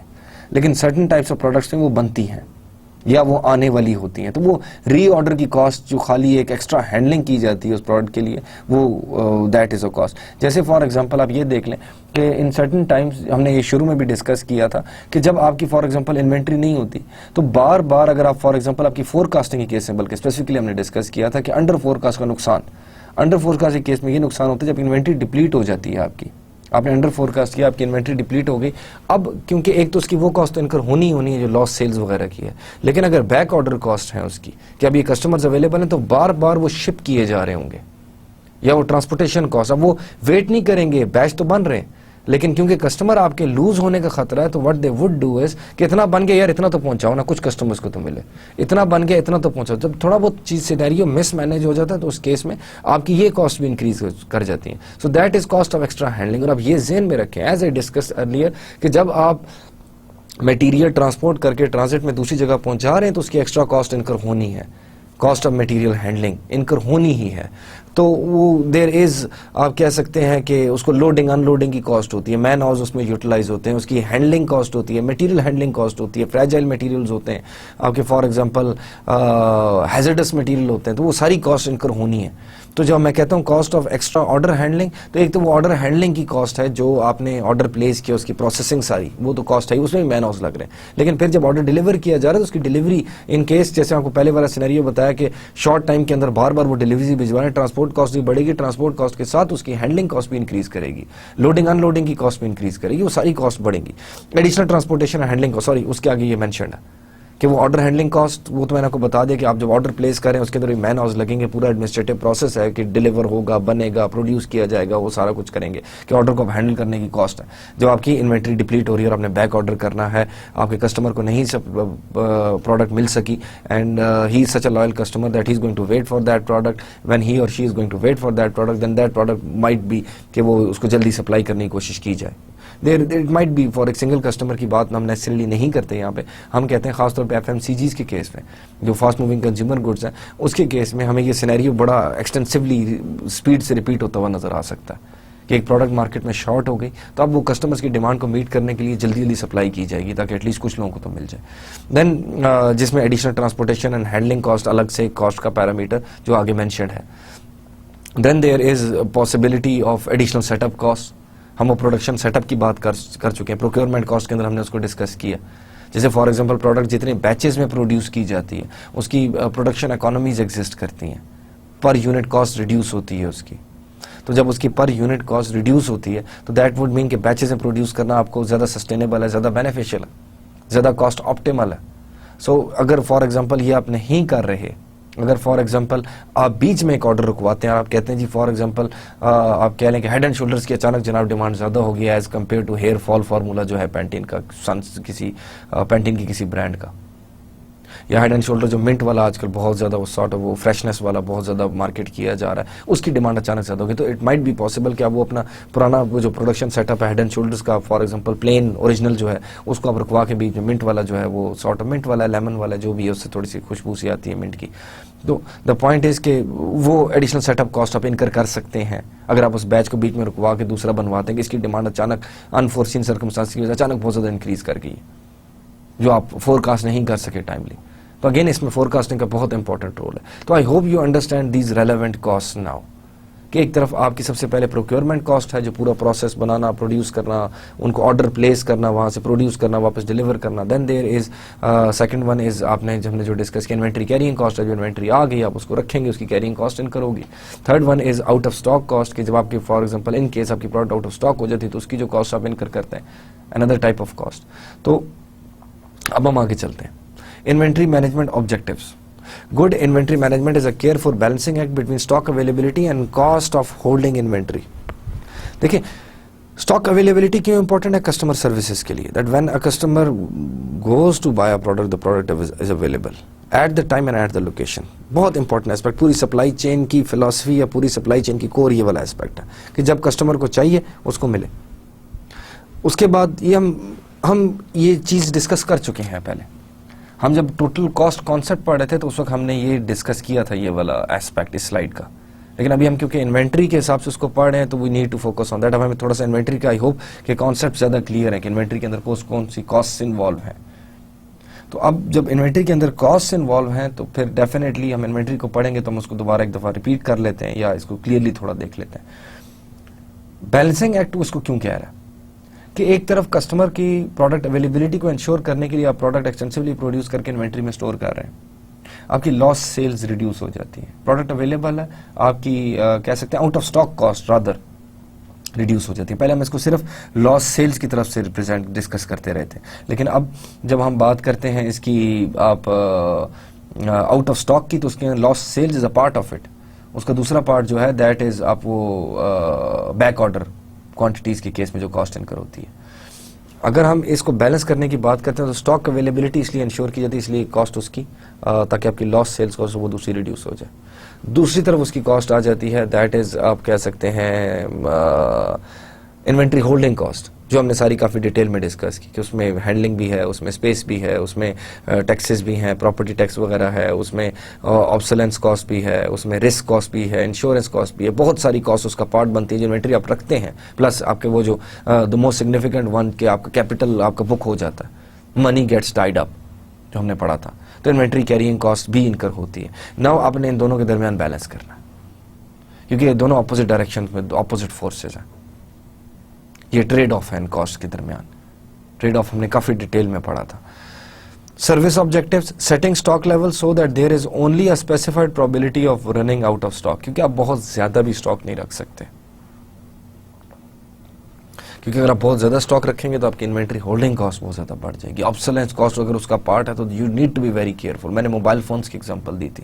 मोबाइल फोन्स आजकल ऐसी चीज है कि बड़ी स्पीड से वो टेक्नोलॉजी चेंज हो रही है, उसके अंदर चीज़ें डाली जा रही हैं, मॉडल्स आ रहे हैं, नए से नए मॉडल्स आ रहे हैं। साथ मॉडल्स क्यों नए आ रहे हैं? क्योंकि प्रोसेसर की स्पीड, उसकी मेमोरी की स्पीड, मेमोरी की क्वांटिटी कितनी ज़्यादा प्रोवाइड, कितने जीबी कितने एमबी दी जाती है, प्रोसेसिंग स्पीड कितनी स्पीड से इंफॉर्मेशन को प्रोसेस करते हैं, वो सारी चीज़ें डुओ कोर वगैरह आ गए। There are so many things. कैमरे के फॉर एग्जांपल पिक्सल्स इंप्रूव करते जा रहे हैं, कैमरा क्वालिटी इंप्रूव करते जा रहे हैं, फैसिलिटीज़ उसके अंदर नए नए दिए जा रहे हैं मोबाइल्स को, उसके इंटरनेट से डाटा कनेक्शन की कितनी स्पीड है, वो सारी चीज़ें।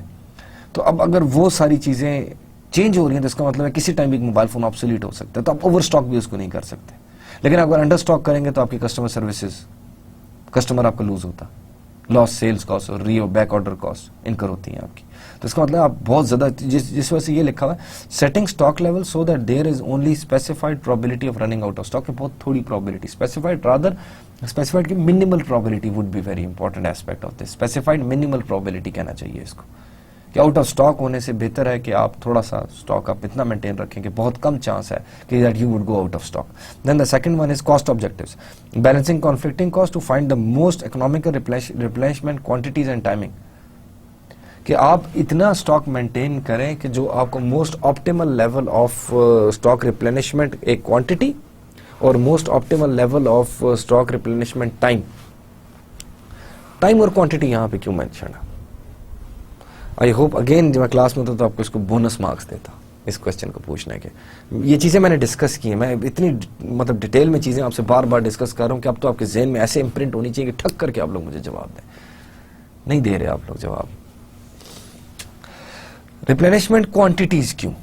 क्योंकि आपने एक इकोनॉमिकल प्रोडक्शन रन है, एक ख़ास लेवल ऑफ प्रोडक्शन रन है। जहाँ पे इकोनॉमीज़ ऑफ प्रोडक्शन बहुत इंपॉर्टेंट एस्पेक्ट है कॉस्ट का, तो उसमें इकोनॉमीज़ ऑफ प्रोडक्शन को ख़ास फोकस किया जाएगा पुश स्ट्रेटजी के हिसाब से। अगर आप देखें इसको, आपको याद है उसमें हमने डिस्कस किया था इसको, हम पहले भी डिस्कस कर चुके, लेकिन पुश स्ट्रेटजी में अगेन इसको डिस्कस किया था। इकोनॉमिकल प्रोडक्शन रन की इकोनॉमीज़ ऑफ प्रोडक्शन बैचेस में प्रोडक्ट प्रोड्यूस की जाती है, तो इसका मतलब it is ensure to replenishment quantities उसके हिसाब से हों, बैचेस के हिसाब से। आप ये नहीं कह सकते अगर एक ऑप्टिमल बैच जो है वो 10,000 का, मुझे यार 11,000 बना दो। They can not do that. अगर इकोनॉमीज ऑफ प्रोडक्शन एक बहुत इंपॉर्टेंट एस्पेक्ट है। फिर उसकी वो स्विचिंग टू अदर स्केड्यूल्स। अब स्विचिंग का क्या रिस्क है, दैट इज टाइम एस्पेक्ट, कि आपने उस टाइम पे रिप्लेनिशमेंट क्वांटिटीज ऑर्डर प्लेस करने हैं जब उसका टाइम है, उसका प्रोडक्शन स्केड्यूल की जा चुकी है उस टाइम पे, not from the perspective of quantity but the timing. क्योंकि जब एक बैच प्रोड्यूस किया जा रहा है तो उसके बाद अगला batch might be of some different product. जो प्रोडक्शन सेटअप की हम बात कर रहे थे कि प्रोडक्शन असेंबली लाइन को फॉर एग्जांपल स्विच ओवर करना है आपने किसी और सेटअप से किसी और चीज़ के लिए, एक प्रोडक्ट की ब्रांड से आपने फॉर एग्जांपल लक्स का आपने प्लेन ओरिजिनल बनाना है, या आपने उसका जो दूसरी टाइप बनानी है, क्या कहते हैं उसको, any sort of honey and vanilla sort of thing, पता नहीं अजीब अजीब इनके बहुत सारी वो होते हैं बीच में, ख़वातीन को ज़्यादा पता होता है इन चीज़ों का, आई एम सॉरी, लेकिन स्टिल मैं कोई मतलब नेगेटिव नहीं हूँ, that is a good thing that they know that stuff. The thing is कि डिफरेंट फ्रेगनेंस उसके अंदर ऐड करनी है, तो मे बी उसका सेटअप पूरा चेंज एक दफ़ा, या खाली मे बी एंड में पीछे साबन सेम बन रहा है लेकिन आगे वाला सेटअप उसका चेंज करना है, व्हाटसोएवर द पॉइंट इज़ कि सेटअप कॉस्ट उसकी इनकर होंगी। तो इसका मतलब है जिस टाइम पे वो बनना है उसके हिसाब से ऑर्डर उसका प्लेस किया जाए। अदरवाइज अगर आप लेट करते हैं और आप कुछ और लग चुका है वहाँ पे, some other thing is being produced. अगर फॉर एग्जांपल आप कह सकते हैं जैसे योगर्ट की दो टाइप्स हैं, एक योगर्ट जो है वो आजकल खासतौर पे काफ़ी सारी ब्रांड्स ये दे रही हैं, एक प्लेन रवायती योगर्ट जो नेस्ले वाले उसको कहते हैं, जो बिल्कुल प्लेन योगर्ट है, दूसरी स्वीटेंड योगर्ट है। अब डेफिनेटली दोनों के अंदर कहीं ना किसी स्टेज पे प्रोडक्शन के अंदर आके डिफरेंस आ रहा है, उस डिफरेंस के बाद दोनों डिफरेंट प्रोड्यूस की जा रही हैं और बैचेस में प्रोड्यूस हो रही हैं। तो अगर फॉर एग्जाम्पल आपको स्वीटेंड योगर्ट चाहिए और अब वो ऑलरेडी लगा चुके हैं आपकी प्लेन योगर्ट, तो दैट वुड मीन कि उसको दरमियान में ख़त्म करेंगे तो कॉस्ट उनकी इनकर होगी, डेफिनेटली सेटअप कॉस्ट इनकर होगी उनकी। सेकेंडली उन लोगों का वो क्या कहते हैं इकोनॉमिक एक्सपेक्ट है उसका, मिनिमम कॉस्ट का, इकोनॉमीज ऑफ स्केल का, प्रोडक्शन इकोनॉमीज का, जिसके सारे ये मैं नाम एक ही चीज़ के ले रहा हूँ, तो उसको उनको वो कॉम्प्रोमाइज़ करना पड़ेगा। So that would automatically mean that they can not do that. तो इसका मतलब ये है कि कॉस्ट ऑब्जेक्टिव्स को आपने इन ग्राउंड्स के ऊपर बैलेंस करना है। मैं आपको एक एक स्लाइड के ऊपर कोई 5-5, 10-10 मिनट की कहानियाँ सुना रहा हूँ। I hope you are noting down the lectures because that is very important. अगर मैं बहुत तेज़ बोलता हूँ तो काइंडली आपके पास तो फैसिलिटी है, आप उसको वापस करके पीछे करके देख लें, क्योंकि अपनी क्लासों में मैं कहता हूँ जब मैं तेज़ बोलता हूँ please raise your hand, I will slow down. लेकिन आप लोगों के सामने मैं ये आप लोगों के पास फैसिलिटी मौजूद है दैट इट इज़ रिकॉर्डेड, थोड़ा सा पीछे करके गौर से दोबारा सुने और उसको नोट्स इसके बना लें। इन्वेंट्री मैनेजमेंट ऑब्जेक्टिव बेसिकली जो सर्विस ऑब्जेक्टिव और कॉस्ट ऑब्जेक्टिव दो उसके ब्रॉडर ऑब्जेक्टिव्स आ जाते हैं। Service objective is the one कि आपने कस्टमर सर्विसेज के हिसाब से उसको देखना है, बैलेंस करना है, और कॉस्ट ऑब्जेक्टिव आता है अपने कॉस्ट के हिसाब से उसको बैलेंस करना है। आगे चलते हैं, उसके बाद we'll have a revision, we are running out of time. Inventory conflicting cost मैं आप लोगों को बता रहा था, there is a trade off between all these cost. अगर आप इस ग्राफ को थोड़ा गौर से देखें तो एक फॉर एग्जांपल टोटल कॉस्ट के ऊपर कर्व बना हुआ है जो बाउल शेप्ड कर्व है। नॉर्मली कॉस्ट कर्व इसी तरह होते हैं, शुरू में डिक्रीजिंग होते हैं, जैसे जैसे क्वांटिटी इंक्रीज होती है फिर इंक्रीज होना शुरू हो जाते हैं। Economies and diseconomies of scale वाला कॉन्सेप्ट है। कैरिंग कॉस्ट जो बढ़ती है, जैसे जैसे क्वांटिटी बढ़ती जाएगी, आपने लीनियर लाइन यहाँ पे शो की है, depends on the product. In certain cases जो 40 ये जो almost at the 45 degree line बनी ओरिजिन से स्टार्ट हो रही है और इसे स्ट्रेट जा रही है, लीनियर है बिल्कुल, it is not a curve और एनीथिंग। कहते हैं सबको कर्व्स ही हैं लेकिन इट इज़ स्ट्रेट लाइन। वो स्ट्रेट लाइन जो है वो रिप्रेजेंट कर रही है कैरिंग कॉस्ट को।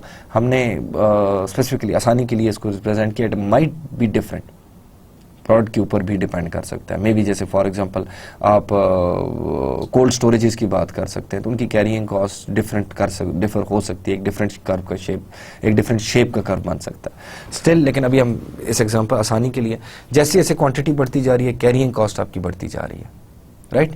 वो किसी के साथ ट्रेड ऑफ नहीं हो रहा उसका। लेकिन अगर आप देखें कि उसका ट्रेड ऑफ किसके साथ, सॉरी मतलब ये नहीं कहता कि ट्रेड ऑफ नहीं हो रहा, लेकिन एक स्ट्रेट लाइन है जैसे जैसे आप क्वांटिटी बढ़ा रहे हैं। दूसरी तरफ आप देखें आपकी प्रोक्योरमेंट कॉस्ट जो है जैसे जैसे आप क्वांटिटी बढ़ा रहे हैं वो रिड्यूस हो रही है। प्रोक्योरमेंट कॉस्ट जैसे जैसे आप क्वांटिटी बढ़ा रहे हैं आपकी रिड्यूस हो रही है, आपकी आउट ऑफ स्टॉक कॉस्ट भी रिड्यूस हो रही है। आउट ऑफ स्टॉक अगेन अब इन कॉस्ट को दोबारा एक दफ़ा ट्राई टू रिमेंबर देम। जो प्रोक्योरमेंट कॉस्ट थी वो ये वाली कॉस्ट थी कि जैसे जैसे आप फॉर एग्जांपल रीऑर्डर प्लेस करती है इन्वेंट्री, मैंने वो पूरी कॉस्ट इनकर होती है उसको प्रोड्यूस करने की। तो अगर आप ज़्यादा क्वांटिटी करेंगे ऑब्वियसली कम कॉस्ट इनकर होगी because of the concept of economies of scale. तो अगर आप जितनी ज़्यादा इन्वेंट्री रखेंगे आपकी इन्वेंट्री कैरिंग कॉस्ट बढ़ेगी, लेकिन आपकी प्रोक्योरमेंट कॉस्ट रिड्यूस हो जाएगी। ट्रेड ऑफ आ गया यहाँ पे। दूसरी तरफ आपकी स्टॉक आउट कॉस्ट है। स्टॉक आउट कॉस्ट भी जितनी ज़्यादा आप ऑब्वियसली इन्वेंट्री के अंदर क्वांटिटी रखेंगे आपकी लॉस सेल्स भी नहीं होंगी, आपकी रीऑर्डर क्वांटिटीज़ भी नहीं होंगी। दैट वुड मीन कि आउट ऑफ स्टॉक कॉस्ट भी रिड्यूस होती जाएगी। जो आउट ऑफ स्टॉक के केस में कॉस्ट इनकर होती है वो रिड्यूस होती जाएगी। लेकिन अगेन जैसे जैसे ये रिड्यूस होगी आपकी इन्वेंट्री कैरिंग कॉस्ट रिड्यूस बढ़ती जाएगी। तो अगेन जो आपकी इन्वेंट्री कैरिंग कॉस्ट है इनका दोनों कॉस्ट के साथ ट्रेड ऑफ है, ट्रेड ऑफ एग्जिस्ट करता है। जितनी ज़्यादा आप क्वांटिटी मेंटेन करेंगे आपकी इन्वेंट्री कैरिंग कॉस्ट बढ़ती जाएगी। जितनी ज़्यादा आप क्वांटिटी का फॉर एग्जांपल मेंटेन करेंगे, रिप्लेनिशमेंट क्वांटिटी का ऑर्डर प्लेस करेंगे, आपकी प्रोक्योरमेंट आप कह सकते हैं प्रोक्योरमेंट कॉस्ट भी रिड्यूस कर जाएगी, आपकी आउट ऑफ स्टॉक कॉस्ट भी रिड्यूस करती जाएगी। तो ये इन जो कैरिंग कॉस्ट है इसका ट्रेड ऑफ है इन दोनों के साथ, और इसके बेस पे आपका टोटल कॉस्ट कर्व बनता है। और टोटल कॉस्ट कर्व जो है वो एक जगह पे मिनिमम है। तो that would be the optimal level, that would be the optimal level जहाँ पे आपके ये इस ग्राफ के अंदर नजर आ रहा है कैरिंग कॉस्ट और आपकी प्रोक्योरमेंट कॉस्ट आपस में इंटरसेक्ट कर रही हैं। वहाँ पे आपका टोटल कॉस्ट कर्व सबसे मिनिमम के ऊपर है, और आप वो वाली quantity minimum cost reorder quantity आप कह सकते हैं इसको, कि जब हम दोबारा ऑर्डर प्लेस कर रहे हैं तो जो खास क्वांटिटी या जिस क्वांटिटी का हम ऑर्डर प्लेस कर रहे हैं this would be minimum at this much, उसकी कॉस्ट मिनिमम इनकर होगी। ये वो रीऑर्डर क्वांटिटी है। आई hope you understand this graph. और हमने ये कॉस्ट के पर्सपेक्टिव में एक एक चीज़ को इसको स्टेप बाय स्टेप ये सारे कर्व्स हम लोगों ने बड़ी डिटेल में डिस्कस किए हैं। Now we are almost at the end of this lecture. तो एक दफ़ा I would like to go through this aspect. हमने एक बहुत important aspect, again another important, मैं कोशिश ये कर रहा हूँ कि एक एक टॉपिक को काफ़ी डिटेल में डिस्कस करूँ। इस वजह से वो बिकॉज ऑफ मैंने ऑलमोस्ट एक लेक्चर में एक या दो टॉपिक से एक्सपेंड नहीं किया। द रीज़न वाज कि ताकि आप लोग आसानी से उसकी साथ साथ तैयारी करते जाएं। हर चैप्टर के अंदर से जितने 2 या 3 टॉपिक्स हैं मैं अक्रॉस 2 या 3 लेक्चर्स भी उसको डिस्ट्रीब्यूट किया हुआ है। सबसे important cost relevant to inventory management और procurement cost, there are carrying cost, inventory carrying cost and there are out of stock cost. कि जब आप रीऑर्डर प्लेस करते हैं, जब एक वेयर हाउस बताता है कि ये चीज़ प्रोड्यूस करो, तो सबसे पहली जो कॉस्ट इनकर होती है वो प्रोक्योरमेंट कॉस्ट इनकर होती है। उसके बाद जो कॉस्ट इनकर होती है वो इन्वेंट्री कैरिंग कॉस्ट इनकर होती है। अगर for example warehouse time पे ऑर्डर नहीं प्लेस करता, आउट ऑफ स्टॉक हो जाता है, तो उस वक्त जो कॉस्ट इनकर होती हैं वो out of stock cost incur होती हैं। अब ये सारों का आपस में ट्रेड ऑफ है। इनफैक्ट इन्वेंट्री कैरिंग कॉस्ट का ट्रेड ऑफ है प्रोक्योरमेंट कॉस्ट के साथ और आउट ऑफ स्टॉक कॉस्ट के साथ, जो हमने उस ग्राफ में देखा। There must be total cost concept का ही वो बेसिकली ग्राफ था कि जहाँ पे दोनों मिनिमम, जहाँ पे मिनिमम टोटल कॉस्ट इनकर होती है वो क्वांटिटी आप ऑर्डर प्लेस करते हैं उसका, जो क्वांटिटी का जिस ऑर्डर आप प्लेस करते हैं वो प्रोक्योरमेंट कॉस्ट कैसे आ जाती है, क्योंकि उसको फॉर एग्जाम्पल एक ऑर्डर प्रिपेयर करने की cost, there is order transmission cost कि कैसे डिलीवर किया जाएगा, there is production setup cost जिसको 500 दफा मैं डिस्कस कर चुका हूँ आप लोगों के आगे कि आप सेटअप को चेंज करते हैं या लगाते हैं सेटअप प्रोडक्शन का, उसकी जो कॉस्ट इनकर होती है। Then there is cost of materials handling and processing at the receiving dock, इसमें ट्रांसपोर्टेशन कॉस्ट भी बाय द वे शामिल है। And then there is prices of the product. फिर देयर इज कैरिंग कॉस्ट, जब बन जाती है इन्वेंट्री अपने पास रखते हैं, दैट वुड मीन कि उसकी कॉस्ट इनकर होती है। सबसे सिग्निफिकेंट कॉस्ट जो इनकर होती है उसकी ओवर टाइम जब इन्वेंट्री मेंटेन करते हैं, उसकी सबसे जो इंपॉर्टेंट एस्पेक्ट है that is that money is booked, कि आपने जो आपने एक्सपेंस कर दिया इन्वेंट्री बनने पे जब तक वो बिकेगी नहीं आपको पैसे उसके नहीं मिलेंगे। There have been case studies और हिस्ट्रीज ऑफ मल्टीपल बिजनेसेस, जब उनका नुकसान हुआ तो उनकी इन्वेंट्रीज पड़ी हुई थी because the product got out of demand.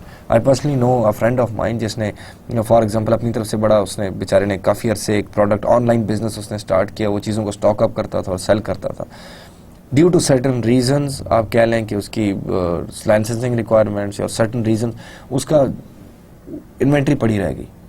अब वो इन्वेंट्री पड़ी रह गई और उसका बिजनेस वाइंड अप करना पड़ा, वो छोड़ के आ गया। He was abroad, visa related issues उसको छोड़ के आना पड़ा, रिन्यू नहीं हुआ। बट द पॉइंट वॉज कि उसकी इन्वेंट्री वहाँ पे मौजूद थी। जब उसका स्टॉक इतना ज़्यादा वहाँ पे मौजूद था तो दैट मीन्स कि there are like for example certain amount dollar value उनकी एग्जिस्ट करती है, जो उसके बुक्ड थे वो उसको तब वापस मिलने थे जब वो प्रोडक्ट सेल हो जाते, लेकिन वो प्रोडक्ट सेल नहीं हुई तो इसका मतलब है वो उसका लॉस है पूरे का पूरा। सो इन्वेंट्री कैरिंग कॉस्ट एक्चुअली ये होती है कि जब आप एक आइटम पर बना लेते हैं तो ऑब्वियसली उसको रॉ मटेरियल से लेके उसके फिनिश गुड बनने तक और वहाँ तक पहुँचने तक कॉस्ट इनकर होती है, और जितना अर्सा वो पड़ा रहेगा वो कॉस्ट बढ़ती रहेगी, क्योंकि इन्वेंट्री के अंदर भी वो पड़ा हुआ है। इन्वेंट्री हैंडलिंग कॉस्ट जो आप कैरिंग कॉस्ट पे इंक्रीज होती है। तो आप अगर एक प्रोडक्ट फॉर एग्जांपल आप 10 रुपीज़ पर यूनिट बनाते हैं, लेकिन आपने बना के रख लिया और वो इस साल सारे का सारा स्टॉक नहीं बिका, अगले साल जाके बिका, तो उनकी कैरिंग कॉस्ट तो इनकर होगी, तो ऑटोमेटिकली आप उसको लॉस में सेल कर रहे हैं, माइट बी। फिर एक प्राइमरी कॉस्ट है money tied up in inventory, फिर दैट आल्सो इंक्लूड सारा कि प्रोडक्ट अगर ऑब्सोलीट हो जाए तो वो आपको गले पड़ गई, that is a cost. Then there is insurance cost against theft and damages and anything like that. Then there is personal property tax, अगर आपने वेयर हाउस अपना मेंटेन किया हुआ है तो आपने उसके प्रॉपर्टी आपकी, आपको टैक्स मेंटेन पे करना है, अगर वो रेंटेड है तो आपने उसका रेंट पे करना है। Then there is risk cost कि अगर for example product again obsolete हो जाए, डैमेज हो जाए, चोरी हो जाए, वो सारा रिस्क जो एसोसिएटेड है उसके साथ, या आउट ऑफ मार्केट हो जाए, अचानक उसकी डिमांड रिड्यूस हो जाए, या कोई कैटास्ट्रोफी से डैमेज हो जाए। नो डाउट आपने कुछ चीज़ों के अगेंस्ट इंश्योरेंस कराई हुई है, लेकिन हर चीज़ की इंश्योरेंस भी नहीं हो सकती, तो those are risk involve. Then there are space cost कि आप स्पेस को यूटिलाइज कर रहे हैं, उसकी अपॉर्चुनिटी कॉस्ट है, वो स्पेस किसी और काम के लिए भी यूटिलाइज हो सकता था, स्पेस कॉस्ट आ जाती है। Then there is again storage cost, certain products को स्टोर करने के लिए कुछ खास एनवायरनमेंट चाहिए होती है, कोल्ड स्टोरेजेस चाहिए होते हैं, खास टेम्परेचर, खास certain amount of humidity level, certain temperatures आपको चाहिए, तो दैट वुड मीन कि उसकी कॉस्ट भी इनकर होंगी। जितनी जैसे जैसे प्रोडक्ट पड़ी रहेगी, जितना ज़्यादा पड़ी रहेगी उतनी ज़्यादा कॉस्ट इनकर होगी, अनलेस कि वो सेल आउट हो जाती है। So again this carrying cost is in trade off to आप कह सकते हैं procurement cost, then out of order cost, out of stock cost। out of stock cost की दो टाइप्स हमने डिस्कस की, एक लॉस सेल्स कॉस्ट के आपके फॉर एग्जांपल जब आप आउट ऑफ स्टॉक होते हैं तब वो कस्टमर को प्रोडक्ट नहीं मिलती और आपका कस्टमर आपने प्रॉफिट लूज कर दिया, फिर अगर वो फ्यूचर में किसी और का कस्टमर बन गया तो आपको in that case there would be आप कह सकते हैं again an opportunity cost, some amount of money loss. Then there is back order cost कि आपका अगर for example out of stock हो गया, आपकी प्रोडक्ट कस्टमर तो लूज नहीं हुआ, सेल लूज नहीं हुई, लेकिन डिले होगी, डिले की वजह से आपको कॉस्ट इनकर करनी पड़ती है, एक्स्ट्रा हैंडलिंग की, एक्स्ट्रा ट्रांसपोर्टेशन की, ऑर्डर हैंडलिंग की, and then additional setup cost possibly कि अगर वो फॉर एग्जांपल सेटअप इस तरह के हमने डिस्कस किया कि आपकी ये जो कस्टमर सर्विस स्टॉक अवेलेबिलिटी है कि आप आउट ऑफ स्टॉक ना हो, that needs to be in balance with inventory holding cost कि आप वो बैलेंस मेंटेन कर रहे होते हैं। आप बहुत ज़्यादा स्टॉक करते हैं अगर फॉर एग्जांपल तो उसकी कैरिंग कॉस्ट इंक्रीज कर जाती है, आप अंडर स्टॉक करते हैं तो आपका कस्टमर लूज होता है, तो वो सारा ये ऑब्जेक्टिव डिफाइन कर देता है। आपका सर्विस ऑब्जेक्टिव क्या है और आपका कॉस्ट ऑब्जेक्टिव क्या है। सर्विस ऑब्जेक्टिव में setting stock level so that there is only a specified minimal probability of running out of stock, and then cost objective balancing conflicting cost to find the most economical replenishment quantities and time। इसमें most important aspect इस पूरी statement में quantities and time था, क्योंकि quantities and time जो order replenishment order quantity और time है that is directly associated to the production setup. Production setup needs to be in certain alignment, उसकी खास एक प्रोडक्शन रन होता है, खास बैच वो प्रोड्यूस करता है जो इकोनॉमिकल होता है। सेकेंडली कि वो मल्टीपल अगर बैचेस प्रोड्यूस कर रहे हैं डिफरेंट वेराइटीज़ के, तो दैट वुड मीन कि टाइम भी इंपॉर्टेंट है कि जब वो ऑर्डर प्लेस किया जाए। लास्ट में हमने ये स्लाइड डिस्कस की विच इज़ जो टोटल कॉस्ट कॉन्सेप्ट ने हमने पहले किसी लेक्चर में पढ़ा था, उससे ही एसोसिएटेड स्लाइड है। ये स्लाइड एक्चुअली ट्रेड ऑफ बता रही है between various cost. Inventory carrying cost increase होती है जैसे जैसे आप ज़्यादा इन्वेंट्री मेंटेन करते हैं, बट देन वो क्योंकि आप री ऑर्डर जो आपका है वो क्वांटिटी बढ़ा रहे हैं तो आपकी प्रोक्योरमेंट कॉस्ट और आउट ऑफ स्टॉक कॉस्ट दोनों रिड्यूस हो जाती हैं बहुत ज़्यादा। Procurement cost in the sense of economies of scale, out of stock cost in the sense of no risk of losing customers. लेकिन आपकी इन्वेंट्री कैरिंग कॉस्ट जिसके अंदर फर्दर बहुत सारी आ जाती हैं, ब्रेकअप्स आ जाते हैं उसके, तो वो कैरिंग कॉस्ट आपकी इंक्रीज कर जाती है। तो इनका ट्रेड ऑफ आप कैसे देखेंगे, आपके टोटल कॉस्ट कॉन्सेप्ट के हिसाब से आप इसको देखेंगे that you would actually define a reorder quantity at which the total cost is minimum. Okay, I hope that I have attracted your interest today in the last lecture. I hope that you have grasped the concept of different costs which are in conflict with each other, which are like carrying cost, आप कह सकते हैं procurement cost and out of stock cost. और I hope that you would be prepared for the next lecture. अगर आप पहले से थोड़ा सा भी पढ़ लें तो that would again be useful, लेकिन एटलीस्ट जो हम डिस्कस करते हैं उसको एक बुक का इतना बड़ा सेक्शन नहीं मैं एक दिन में कवर करता, लेकिन it would be very important कि आप उसको डिटेल में एक दफ़ा देख ज़रूर लें जो मैंने पढ़ाया। It is very important to refer back to the book again and again. Take care and hope to see you soon. फिर मिलेंगे इंशाल्लाह। अल्लाह हाफिज़।